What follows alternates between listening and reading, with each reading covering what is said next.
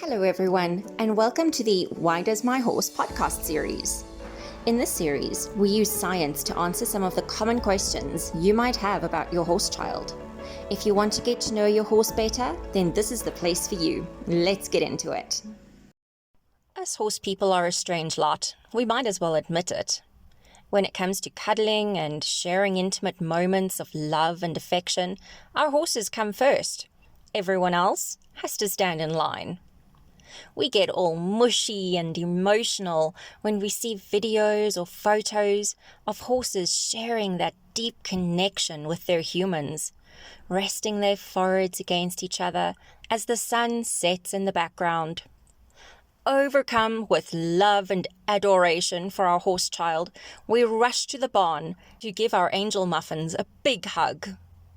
Except your angel muffin didn't read the script, and apparently doesn't want to recreate the intimate scene of love and bonding. In fact, your angel muffin doesn't seem to appreciate this onslaught of love at all. He looks away, staring into the distance for no apparent reason. He rubs his face against his legs. He seems to have developed some mysterious itch since you arrived. He paws the ground a bit and throws his head up. You're absolutely devastated, of course. It feels like your horse child doesn't love you at all, and you begin to suspect you might be his sugar mama instead of the love of his life. It's hard not to take it personally. In fact, it's tempting to get angry and even feel disrespected by the way our noble steed has just brushed you off. Why would he do this to you? The most likely answer is quite simple, really. It's probably your horse's way of managing a stressful situation. How can our love and adoration possibly be stressful, you might ask?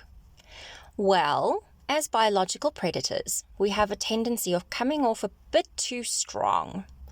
We don't mean to, of course. To our horses, having their heads forcefully manipulated so that we can shower them with kisses is really invasive. When we watch horses interact with one another, you will notice that although they are very social, they rarely get into each other's personal space, unless they know each other very well. And when I say very well, I mean that they have grown up together or have been friends for a long period of time.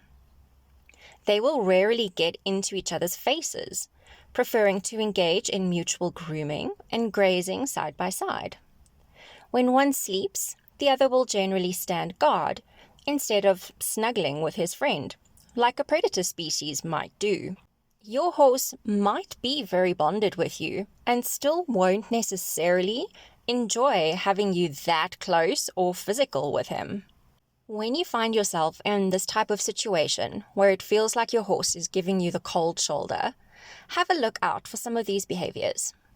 Turning his head or body away from you, rubbing his face on his legs, snatching at grass but not actually eating it, pawing the ground, yawning, blinking slowly or having his eyes half closed, having wrinkles above his eyes or having the white of his eye actually visible, nostrils either wrinkled or flaring, wrinkles around his lips showing tightness in the mouth, or ears rigid and pointing backwards.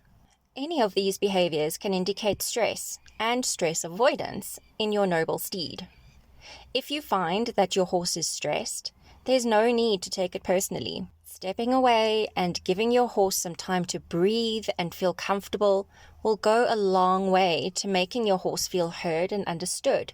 And at the end of the day, that's what real bonds are built on anyway. That's it for today's episode. I hope you enjoyed it and learned something new about our incredible equine friends. I feel like it's compulsory to add that it would be great if you could like, share, comment, and subscribe. We're also available on Apple Podcast as well as Podcast for Spotify. See you next time.